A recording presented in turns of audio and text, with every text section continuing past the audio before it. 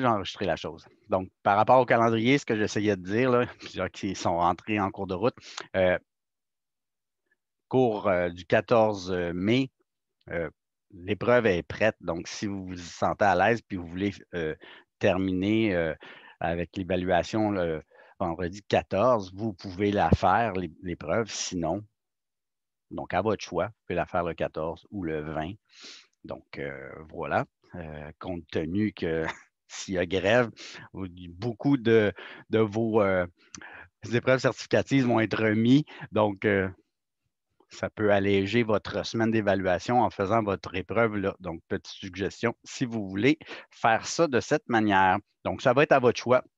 On peut faire un petit tour de table, là, savoir s'il y en a qui sont à l'aise à le faire le 14 ou vous aimez mieux le faire le 20. Donc, on peut prendre le pouls, voir qu'est-ce que vous en pensez de votre côté. Moi, je vais le faire le 14. Moi OK? aussi. Est-ce qu'il y en a juste 2 qui voudraient le faire le 14? Faites-vous-en pas, hein, vous avez la semaine pour vous décider. Là. Moi, je vais subdiviser le groupe, puis ceux qui ne font pas l'épreuve, ben, on va être dans une salle à part de toute façon. Donc, je vais pouvoir subdiviser le groupe. Donc, n'ayez aucune crainte, ce n'est pas une obligation. Mais si vous vous sentez à l'aise et que vous préférez faire le 14, vous allez pouvoir le faire.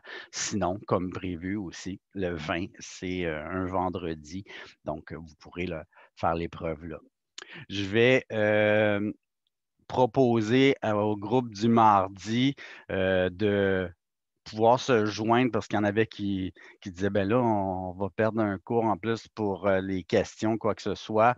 Ben, je vais leur permettre de se joindre à nous s'ils n'ont pas de cours, venir nous poser des questions. Donc, le vendredi, je vais leur envoyer un petit mio. Il y en a plusieurs qui étaient inquiètes là, à savoir, ouais, là, moi, je n'ai pas terminé mes maquettes, puis j'ai des questions. Ben oui, je vais leur permettre de se joindre à nous pour poser des questions. Donc, voilà pour le calendrier. Questions, insultes ou autres? Les projets Revit, c'est à remettre quand déjà? Selon la grille, moi, j'avais prévu notre dernière journée de cours, c'était le 20, donc je permettais à tous les groupes de DAO 3D et même DAO 2 de remettre leur projet jusqu'à 23h59 le 20 mai. Okay. Donc, si la session se prolonge due à la grève, puis nous échelonne ça jusqu'au 27, ben, on verra, là, mais on vise le 20 là, pour remettre les maquettes Revit idéalement. Est-ce que ça va pour tout le monde? Juste pour être sûr que j'ai bien compris, là, Oui. mettons qu'on aime mieux faire l'examen le 20, on peut quand même venir le 14 me poser des questions reliées au travail. Absolument. OK, c'est bon. C'est fortement suggéré. Est-ce que ça vous va? Oui, parfait, merci. OK. Donc, deuxième point à l'ordre du jour, plusieurs m'ont posé la question. Dans la maquette 2, on n'a pas vraiment de mobilier, de familles de mobilier qui sont constituées.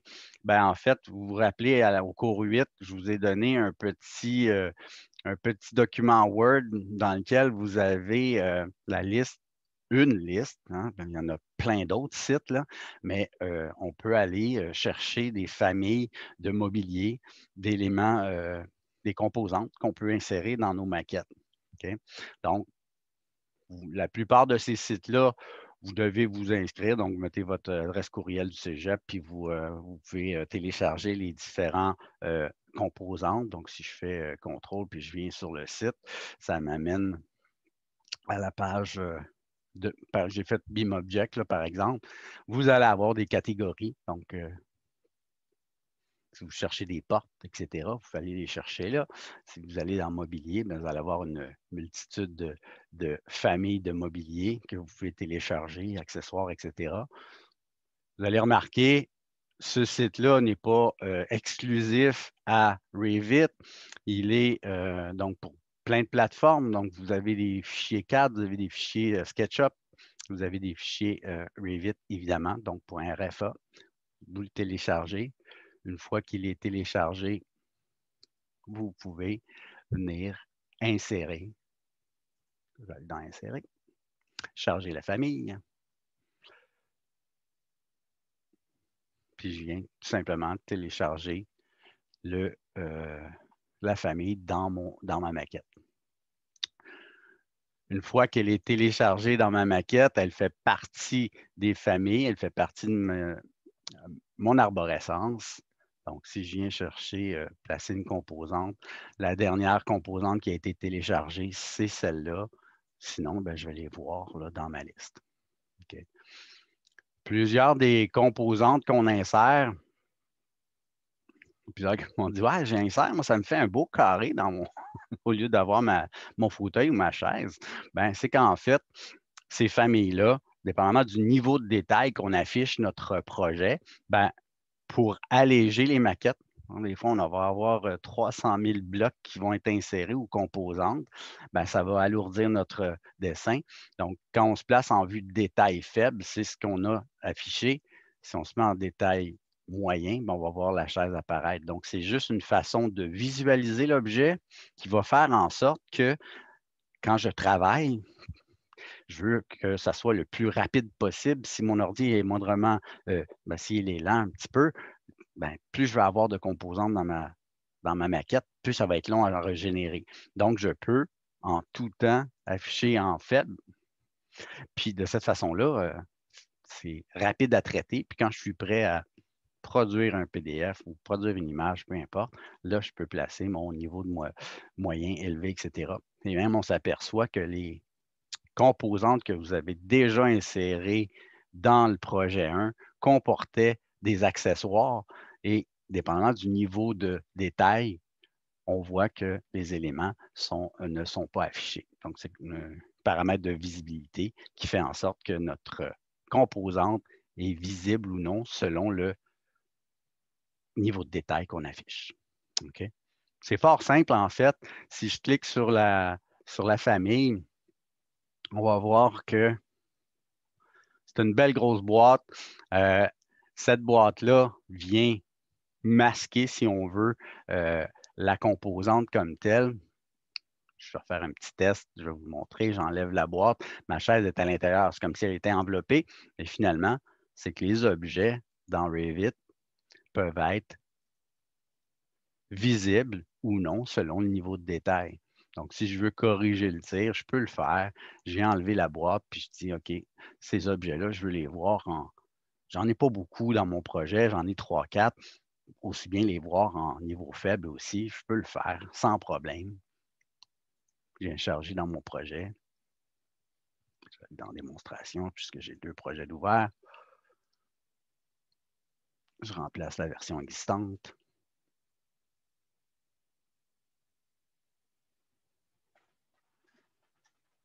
Et je vois ma composante s'afficher d'emblée. Okay? Donc, ce n'est pas un problème d'affichage, c'est plus le niveau de détail que je peux afficher ou non. Donc, vous pouvez aller chercher des composantes, même si elles ne sont pas identiques à ce qui est dans le plan cadre, ce n'est pas dramatique. L'idée, c'est de mettre des composantes dedans. Évidemment, plusieurs m'ont dit, ouais, si j'en trouve pas, est-ce que je peux juste monter les volumes? Bien sûr, on peut faire un NC2 puis juste monter les formes, donner des hauteurs. Puis le projet 2 était une étude de volumétrie. On n'est pas obligé d'aller dans le détail. On peut créer un in-situ. Donc, vous avez 2 choix. Créer un in-situ avec différents niveaux, juste monter les éléments, très simple, ou aller chercher des composantes pour l'aménagement du projet 2. OK, donc, je ferme la parenthèse sur ces éléments-là. Le document Word est disponible dans Léa. Cours 8. Calendrier, c'est fait. OK. Je vais aller chercher mon projet 1. Donc, mon projet 1, je parle des mises en page, des nomenclatures aujourd'hui, des différents tableaux, les informations qu'on vient placer dans nos mises en page. Si je commence par le cartouche, le cartouche, évidemment, je veux que toutes les zones soient remplies. On se rappelle que les informations sur le projet, quand on indique c'est qui l'auteur, c'est quoi le nom du dossier, etc., ben, certaines informations vont être répertoriées. Le cartouche, en fait, va chercher les informations certaines informations dans ce tableau-là. Le reste des informations, comme le nom du dessin, ça, c'est le nom de vos pages. Donc, tout est interrelié dans Revit. Hein. Donc, si je change les informations ici, bien, ils vont se changer automatiquement dans mon arborescence. Même chose pour le numéro de page. C'est inscrit ici des 100. Bien, si je modifie le numéro de page ici, bien, il va se changer automatiquement dans mon arborescence. OK? Donc, tout est interrelié. On a toujours 2 ou 3 façons d'aller corriger les informations dans nos cartouches et projets. Okay? C'est le même principe pour les bulles de titre. On l'avait vu, le nom dans les bulles de titre, ben, c'est le nom de vos vues que vous avez dans votre arborescence. Donc, si je remplace le nom ici, ben, il va changer automatiquement dans ma bulle. Donc, c'est toujours interrelié, toutes les informations qu'on retrouve là-dedans. On va avoir des notes générales, on va avoir des légendes, puis des arborescences. Donc, c'est les 3 sujets d'aujourd'hui.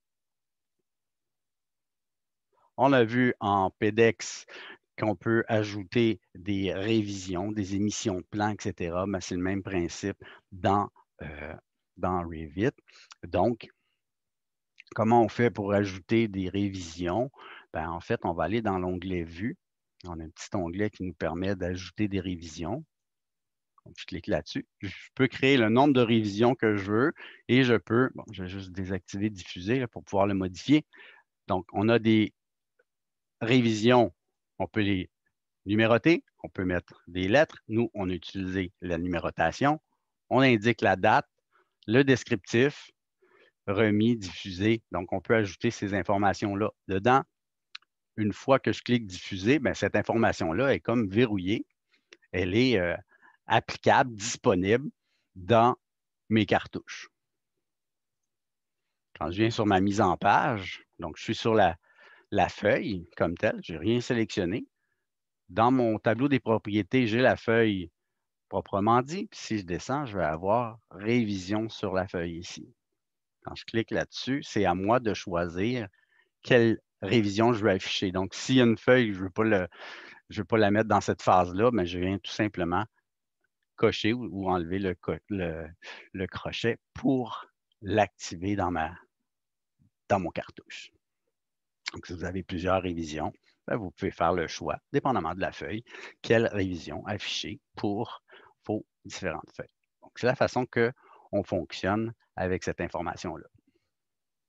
Pour les légendes et notes générales, c'est du texte. Okay? Donc, dans votre arborescence, vous allez avoir la section légende. Donc, vous avez les notes générales ou les conditions générales. C'est ce tableau-là ou cet élément-là que je vais venir glisser directement dans ma vue.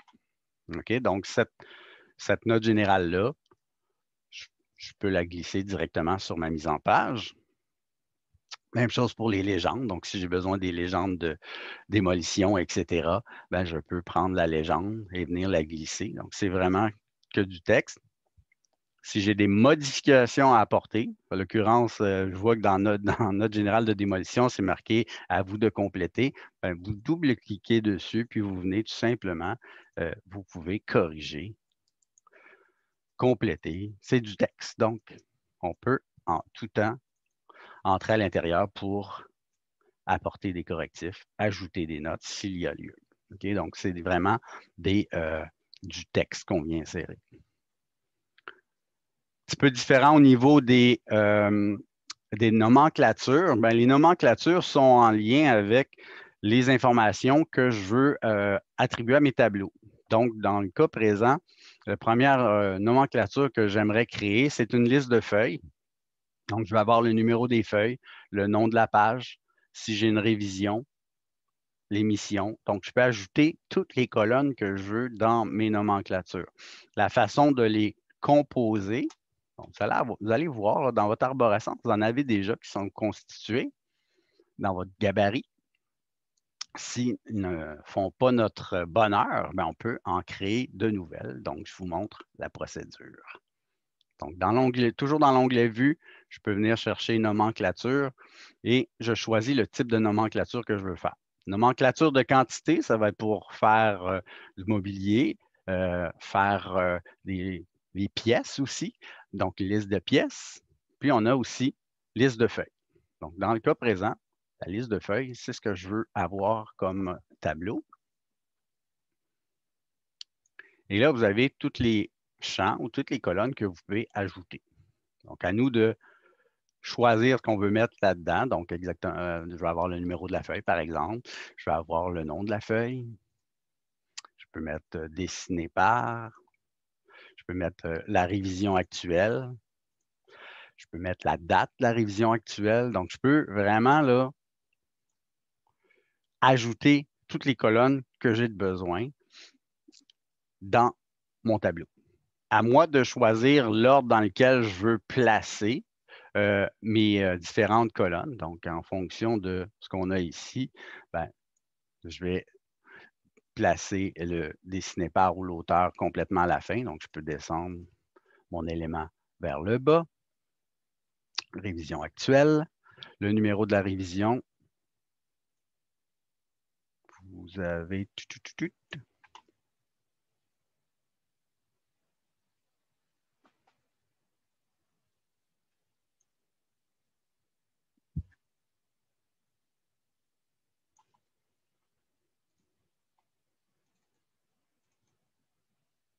Juste pour voir. Donc, le numéro de la révision. On peut toujours revenir dans notre tableau une fois qu'il est constitué pour aller voir les informations qu'on a mis dedans. Donc, on peut même apporter certains changements. Donc, vous voyez ici, j'avais mis non pas le dessiné par, mais l'auteur. Donc, l'auteur, c'est l'information qu'on avait mis dans notre information sur le projet. Date de révision actuelle, description, révision actuelle, c'était le numéro, effectivement, le nom de la feuille et le numéro. Donc, chacune des cases qui sont là, je peux venir les positionner à l'endroit que je veux. Donc, je peux les monter et descendre dans ma liste. Au niveau de la façon de trier le numéro de mes pages, bien, en fait, je vais faire un tri ici. Donc, je clique sur tri. Je viens choisir la colonne que je veux faire le tri, donc le numéro de feuille, puis je lui dis par ordre croissant. Dans le cas de ce tableau-là, je vais lui demander de détailler chaque occurrence. Pourquoi? Parce que j'ai une page, j'ai un numéro pour chaque page, donc je vais détailler chaque occurrence. Gardez ça en tête, on va en avoir besoin tantôt pour faire la distinction quand on fera notre mobilier. Donc, si je fais OK, mon tableau vient s'afficher. Chacune des colonnes peut être éditée.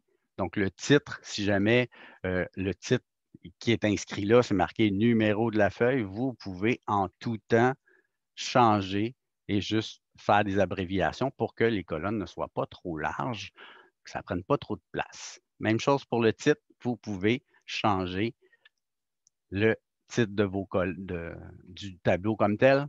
Donc, on peut changer tout le texte à l'intérieur.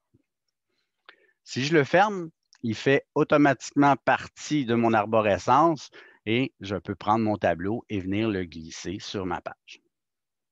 Donc, en tout temps, ces éléments-là sont éditables.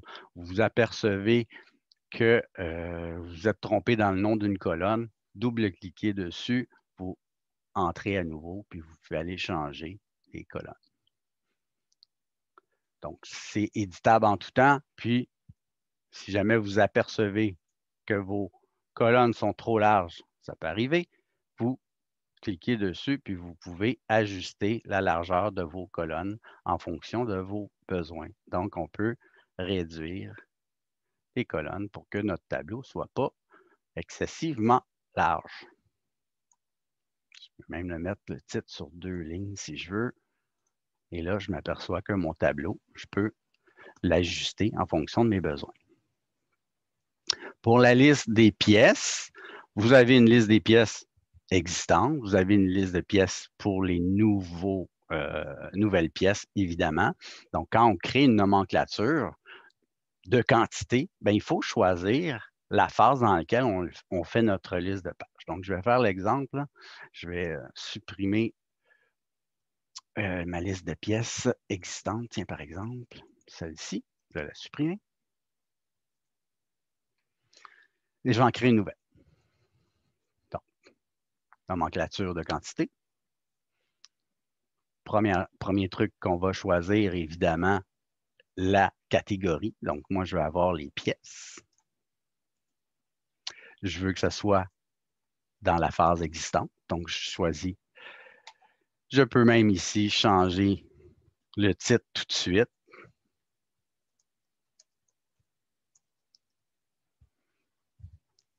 Et faire OK. Évidemment, j'en ai déjà un qui s'appelle comme ça. Tiens. OK. Et encore une fois, je choisis les différentes catégories que je veux mettre dedans les champs, en fait. Donc, je vais avoir le nom de la pièce, je vais avoir le numéro, je vais avoir la surface ou la superficie, par exemple, et je viens placer dans l'ordre les éléments que je veux avoir. Je fais toujours un tri, dans ce cas-ci, par numéro de pièce, puis je veux détailler chaque occurrence, évidemment, puisque j'ai des pièces distinctes pour chaque élément. Si je fais OK, mon tableau vient s'afficher. Comme j'ai mentionné tantôt, je peux changer le titre de mes colonnes. Je peux mettre des majuscules, puisqu'il ne génère pas automatiquement. Comme ça. Et au final, je peux centrer mes informations. Donc, si je veux que ma colonne ici de numéros, je veux que le numéro soit centré, bien, je peux en tout temps aligner mon texte au centre. Donc, je peux placer mes informations comme je veux, centré. Je ferme mon tableau. Et je peux prendre mon tableau maintenant pour venir le positionner sur 100 pages. Encore une fois, chacune des colonnes peut être ajustée en fonction de l'information qu'on a à l'intérieur.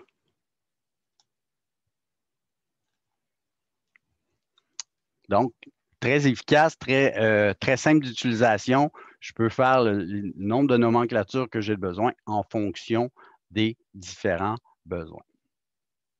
Donc, pour mon plan de démolition et d'existant, c'est les nomenclatures que je voulais avoir. Évidemment, dans mes vues, si je me fais une liste de pièces, le but de la chose, c'est d'alléger mon dessin. OK? On a vu que les fenêtres de présentation, je peux aller changer ou adapter ma vue en fonction de mes besoins. J'ai deux choix. Je peux retourner dans mon arborescence, cliquer sur le plan de l'existant et aller faire mes modifications, ou vous pouvez, à même la mise en page, entrer, comme dans AutoCAD, dans la fenêtre de présentation pour apporter des modifications. Donc, si vous vous apercevez, puis je vous suggère de vérifier, si dans votre onglet VV, vous avez oublié d'enlever la transparence, ben, on peut aller changer. Okay? Donc, si jamais j'ai mis une transparence ici, puis je vois que mon plan est plus pâle que les autres, ben, évidemment, je vais rentrer dans ma vue, puis je peux aller changer ma transparence pour l'enlever, évidemment. Donc, je peux ajuster mes vues en fonction de ce que j'ai de besoin à partir de la mise en page, sans problème. Autre petit truc aussi, plusieurs m'ont posé la question par rapport aux cotations, par rapport aux bulles de pièces. Ben, façon rapide d'ajuster ces paramètres-là, si je sélectionne tout mon plan, dans mon tableau des propriétés, il va me dire, ah, tu as 38 éléments de sélectionner.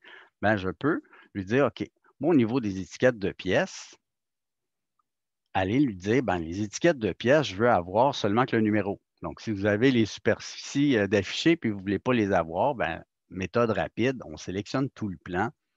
On vient dans notre tableau des propriétés, on sélectionne la catégorie qu'on veut ajuster, puis on vient tout simplement sélectionner ce qu'on veut rendre visible ou non. Si je fais la même chose pour les cotes, Ben là, il va avoir sélectionné toutes les cotes. Puis il y en a plusieurs qui me disaient, ouais, mais là, moi, mes cotes sont en pouces. Je veux les avoir en pied-pouce au quart de pouce près. Ben, en fait, là, je les ai toutes sélectionnées. Encore une fois, si je viens ici, vous apercevez que vos cotes sont inscrites en pouces pour du mobilier. Ben, ce n'est pas ça qu'on veut. Donc, on peut aller changer en tout temps en sélectionnant toutes nos cotes. Évidemment, quand vous êtes en train de faire des cotes, on le sait, on va utiliser l'outil cote alignée toujours. Pourquoi? Parce que je veux qu'il s'aligne avec les composantes, soit avec les faces de mur, les axes de mur ou les portes, etc. Donc, on veut toujours utiliser cote alignée dans le cas de Revit. Puis c'est à vous de sélectionner votre style de cote que vous voulez utiliser. Donc, si vous ne le choisissez pas par défaut, dans le gabarit, s'il est placé en pouces, ben, la cote que je vais faire, elle va être en pouces. Donc, à vous de sélectionner votre style. Avant même de placer votre première cote, vous choisissez. Je veux faire des cotes pied-pouce. Et là, il va coter automatiquement en pied-pouce. Mais on le sait, rapidement, on peut aller changer tout ça. Donc, je sélectionne toutes mes cotes, puis je peux aller changer avec mes propriétés. Donc, petit truc pour ajuster vos différentes vues. Si je passe, je vais aller dans mon plan de démonstration, je vais aller dans Aménagement. OK. Donc, dans Aménagement, on veut pouvoir avoir des étiquettes par rapport à notre mobilier. On veut évidemment avoir les étiquettes de pièces. On va vouloir se faire une nouvelle nomenclature pour les nouvelles pièces aussi. Donc, à partir de mon plan d'aménagement, si vous avez dupliqué, et on s'aperçoit là, dans notre arborescence que dans la phase nouvelle construction, c'est toujours le même plan qu'on duplique pour pouvoir faire un plan d'aménagement, un plan de besoin électrique, un plan couleur, etc. C'est toujours la même vue qu'on vient dupliquer. Si vous dupliquez votre vue, puis quand vous dupliquez, vous faites sans les détails, bien évidemment, les numéros de pièces ne sont pas affichés. Donc, assurez-vous, si vous voulez avoir les bulles de pièces, ben, de le dupliquer avec les détails. Vous avez fait une vue, puis les étiquettes de pièces ne sont pas là. Vous ne devez pas recréer les pièces. Elles sont déjà faites à cette phase-là. Donc, quand je viens dans Annoter, je peux très bien lui dire de tout étiqueter et là, choisir ce que je veux avoir. Donc, je veux étiqueter les pièces.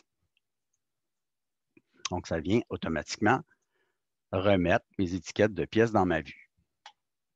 Même principe que tantôt. Si je sélectionne tout, je peux lui dire que mes étiquettes de pièces, je veux avoir juste le numéro. Je peux aller sélectionner et appliquer les paramètres de ce que je veux illustrer ou voir. Pour comment on vient étiqueter nos mobiliers, par exemple, bien, évidemment, on va avoir des étiquettes pour le mobilier. Donc, si je fais un exemple, je vais y aller de façon manuelle pour l'instant, juste pour vous montrer la différence entre les deux. Quand je fais étiqueter une catégorie, bien là, quand je viens vis-à-vis un mur, bien, il va mettre l'étiquette de mur. Si je viens vis-à-vis une porte, il va mettre l'étiquette de porte. Si je viens vis-à-vis un mobilier, bien, il va mettre l'étiquette de mobilier en fonction de la catégorie de l'objet que je suis en train de faire. Pourquoi je suis allé manuellement ici? C'est parce que nos composantes, si on a fait un in situ pour notre mobilier, si on a inséré des familles, ben, il n'y a pas nécessairement le numéro attribué à notre mobilier, donc c'est à nous de le faire. Donc, si je clique ici sur mon premier, vous voyez, là, il va mettre une ligne repère, puis il va mettre le texte au bout. Et là, comme il n'y a pas de numéro, ben, il va me dire, ben, je vais mettre un point d'interrogation, tu ne l'as pas numéroté, ton mobilier. Donc, un petit point d'interrogation au bout. Si je ne veux pas avoir ces... je vais tout sélectionner encore une fois. Si je ne veux pas avoir la ligne de repère, si je viens sélectionner étiquette de mobilier, ben, je peux lui dire d'enlever la ligne repère. Donc, de cette façon-là, je vais pouvoir placer mon texte directement sur et inscrire ce que je veux avoir. Par exemple, je vais avoir M1. mobilier 1. Il me dit, s'il y a plusieurs composantes de même type, il va mettre M1 partout. Donc oui, je vais mettre M1 pour ça. Évidemment, moi, dans mon cas, je l'avais nommé autrement.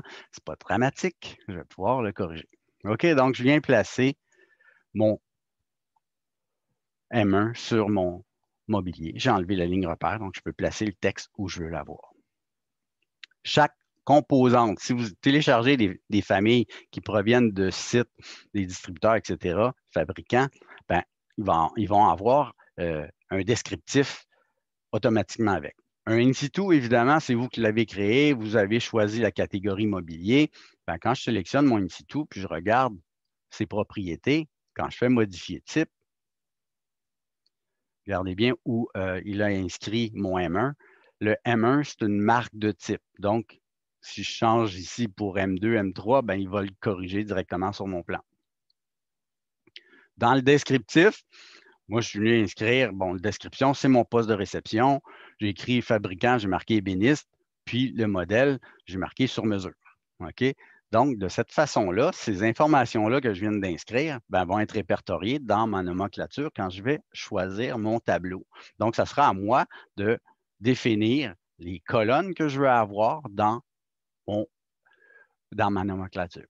OK? Donc, gardez en tête, marque de type, c'est l'identification. Donc, il faut l'inclure dans notre nomenclature. La description, fabricant et modèle. Donc, je peux inscrire en tout temps des informations sur mes mobiliers. Même chose, si je sélectionne mon fauteuil ici, puis je fais modifier type, ben, je vais aller voir. C'est bien possible qu'il y ait déjà des éléments d'inscrits. Je peux même les corriger si jamais je veux faire des correctifs. Donc, je vais juste me mettre en majuscule. D'accord. Encore une fois, je peux venir inscrire les différentes informations que je veux. Par exemple, celui-là, je veux que ce soit mon M2. Et je vais l'appliquer. Donc, il va inscrire automatiquement mon M2. Si je lui dis d'étiqueter mon truc. Donc, on voit mon étiquette apparaître. Donc, l'idée, c'est que chacune de mes composantes, je vais venir attribuer. Et c'est pour ça que dans Léa, je vous ai déposé les PDF pour le projet 1 et 2. Vous utilisez les mêmes mises en page pour vos deux maquettes. Puis pour le projet 1, évidemment, j'ai mis la nomenclature avec le descriptif dedans que vous allez devoir inscrire manuellement dans vos différentes composantes. Donc, à l'aide du PDF, bien, vous allez pouvoir dire, OK, ça c'est mon fauteuil ou chaise corbue. Bien, je peux aller modifier type, puis aller inscrire les différentes informations dedans et lui attribuer la marque de type que j'ai besoin pour pouvoir faire ma nomenclature. Donc, l'idée, là, c'est que chacune de mes composantes, je veux pouvoir les répertorier. Donc, si j'ai tout fait ma job, bien évidemment, je peux lui dire de tout étiqueter. Donc, si j'ai tout fait mes composantes, bien, je pourrais lui dire, OK, mets les étiquettes de mobilier, puis il va les appliquer. Donc, il a mis les M3 partout. Il a continué à faire mes M2. Excellent. Celles-là n'ont pas été encore identifiées, donc c'est pour ça que je n'ai pas mes étiquettes dessus. Donc, Claude, oui. tu sais, mettons, genre, moi, je les avais mis séparément, parce que là, toi, dans le fond, tu es en train de montrer que dans chaque bloc, on inscrit M1 et M2 et tout ça. Mais Oui. si j'ai fait l'inverse, puis je les ai mis d'emblée, c'est correct? Si j'ai mis Ben, les... c'est correct, c'est juste que si tu as attribué le texte sur la nomenclature comme tel, ben, en fait, sur la composante, ben, si tu regardes dans ton tableau des propriétés, puis tu fais modifier type, ben, si tu l'inscris, il va venir l'inscrire automatiquement dedans. Donc, tu peux le faire à Ouais, même c'est le ça. tableau de... Oui, vas-y. Non, ben dans le sens que c'est correct comme ça aussi, parce qu'on Ah peut oui, toujours absolument. modifier. OK, c'est bon. L'important, c'est que la composante comporte la marque de type, puis évidemment, les informations que j'inclus à ma composante, on va s'apercevoir qu'on peut l'inclure dans notre tableau, puis ça va s'inscrire dans notre tableau des propriétés. Moi, ce que j'aime bien faire, comme j'ai le plan à l'écran, ben, je peux, à l'aide de mon tableau des propriétés, inscrire toutes mes informations dedans, puis après ça, mes étiquettes, ils se font automatiquement, puis ma nomenclature aussi va se remplir automatiquement. OK? Donc, par principe, moi, j'aime bien faire ça. Il y a plusieurs méthodes, là, on s'entend. J'aime bien aller inscrire mes informations directement dans ma nomenclature. Puis là, je vais lui dire la marque de type, par exemple, M4. M4.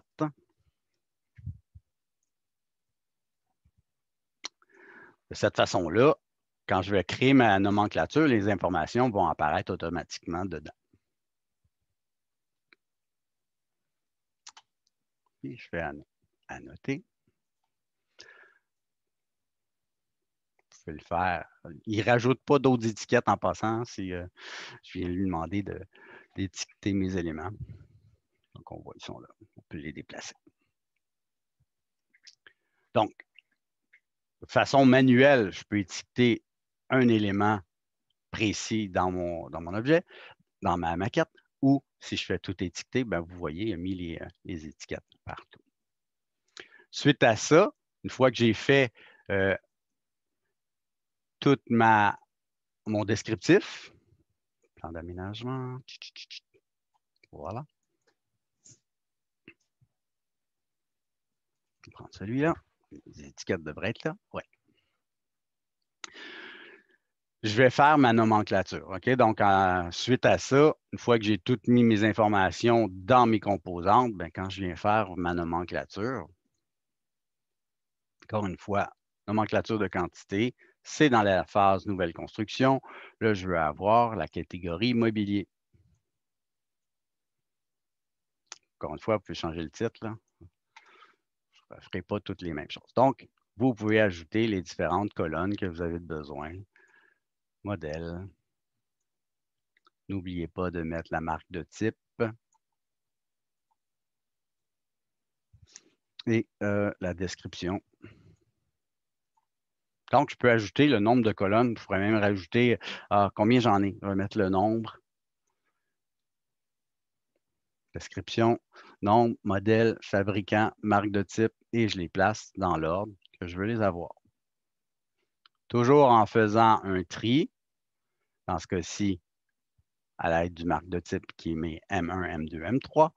Et là, comme je vous ai dit tantôt, là prend tout son sens détailler chaque occurrence. Si je fais détailler chaque occurrence et je fais OK, là, il va détailler de façon distincte chacune des composantes. Donc, si j'ai 5, 6 M2, bien, il va toutes les mettre. Ce n'est pas ça que je veux. J'aimerais ça qui me donne le nombre en bout de ligne. Donc, quand je fais un tri, oui, par ordre croissant, mais dans ce cas-ci, je ne veux pas qu'il détaille chaque occurrence, je veux qu'il les regroupe.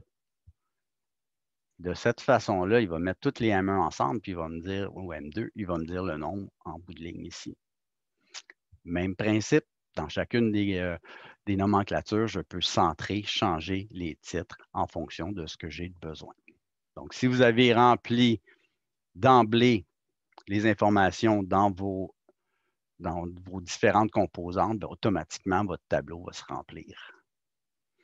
Si jamais il y a des erreurs dedans, bien, je peux toujours aller dans mon tableau puis aller dire, finalement, ça, c'est un corbu. C'est pas vrai, là, mais, mais je peux aller changer les différentes informations dedans et il va aller corriger l'information dans ma composante, dans mon plan d'aménagement automatiquement. Okay? Donc, la nomenclature est interreliée avec l'information que je retrouve dans mes plans. Oui, non, peut-être. Sympathique quand même? Oui. Donc, à nous de définir nos besoins. Qu'est-ce qu'on veut afficher? Donc, vous regardez le PDF puis vous ajoutez les informations en fonction de ce qui est inscrit sur les PDF. Donc, chacune des mises en page fonctionne de la même façon. Donc, je viens ajouter. Donc, si je prends le plan de plafond réfléchi et aménagement, ben, oui, je vais mettre une liste de pièces, les nouvelles pièces. Donc, on va avoir le nouveau tableau avec les nouvelles fonctions de mes pièces. Encore une fois, vous remarquez que dans le plan, je n'ai pas mis toutes les informations. Pourquoi? J'aime mieux répertorier les superficies, les noms, etc. dans un tableau. Ça prend beaucoup moins de place dans nos plans. C'est très efficace de cette façon-là. Liste de mobilier. Puis sur le plan de plafond réfléchi, ben, on met nos numéros de pièces, évidemment, puis les hauteurs des différents plafonds. Donc, si je reviens à mon plan de plafond, qui est ici, les étiquettes de plafond, ça va indiquer les hauteurs des plafonds automatiquement. Ben, c'est le même principe. Je vais aller dans Annoter. Je vais lui dire de tout étiqueter et je vais lui demander si les pièces ne sont pas là, de les afficher, puis d'étiqueter les plafonds. Donc, il va mettre les bulles de hauteur automatiquement en fonction des hauteurs que vous avez mis dans vos plafonds. Donc, chose à remarquer, quand vous avez deux plafonds dans une même pièce, c'est bien possible que je vais juste essayer de sélectionner ma bulle. Donc, si je prends ça, bien souvent, le logiciel va mettre les deux bulles une par-dessus l'autre. Donc, à nous de tout simplement de les déplacer. Et là, on va s'apercevoir que oui, effectivement, on a deux hauteurs de plafond. Donc, ça fait du sens. On rajoute les codes qu'on a besoin s'il y a lieu et les bulles de pièces. Une fois que notre vue est faite, on la glisse sur notre mise en page et voilà. Plan de couleur, élévation, perspective. Je pense que ça va. Avez-vous des questions, des insultes ou autres?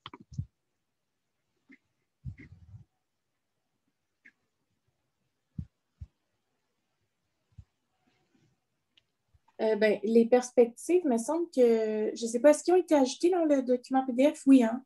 Oui. Tu les as mis? OK, c'est bon, parfait. Oui. Donc, dans le fond, placer les perspectives. Chacune de ces perspectives-là, quand on les sélectionne, évidemment, la vue peut être ajustée. Donc, la taille du cadre, si on veut, on peut ajuster en fonction, comme dans SketchUp, dans le fond, en fonction de, on veut garder la proportion de la vue, mais on veut réduire notre encadrement, si on veut. Donc, on peut ajuster la dimension de notre vue. Donc, si je fais échelle proportion verrouillée, ben, il réduit la vue, donc la photo, mais on garde toujours le même aspect ou le même cadre, si on veut. Je vais allumer mon petit... Donc, si je rentre dans la vue de perspective, puis c'est pas ça que je veux, moi, dans le fond, je veux finalement en voir plus, ben là, notre fenêtre d'encadrement, ben, c'est à nous d'ajuster la fenêtre pour en voir plus. Donc, si j'ajuste la vue en fonction de son échelle, puis les proportions sont verrouillées, ben, ça va réduire la vue et, en fonction de l'espace sur ma feuille. Si c'est plus, je vais en montrer plus, ben, j'ajuste ma fenêtre, mon encadré, mon crop finalement de ma vue. Petite distinction peut-être dans les vues 3D, mais on peut toujours ajuster les vues. Parce que bien souvent, quand on est directement dans la vue 3D, ben, on ne voit pas l'espace que ça prend sur notre feuille. Fait que moi, l'ajustement final, je viens la faire directement sur ma vue. Comme ça, je vois exactement l'espace que ça prend, puis je peux les ajuster selon la disposition, la grosseur de vue que je veux avoir. Peut-être plus efficace de le faire directement sur la mise en page dans ce cas-là. Est-ce que ça va? Oui, non, peut-être. Donc, je vais diffuser cette petite capsule vidéo-là dans Léa, puis je vais me reconnecter pour vous guider. Si vous avez des questions, je vais me reconnecter sur Zoom tout de suite après. Est-ce que ça vous va? Oui. Pas de réponse, ça veut dire oui, ça. OK, donc à tantôt.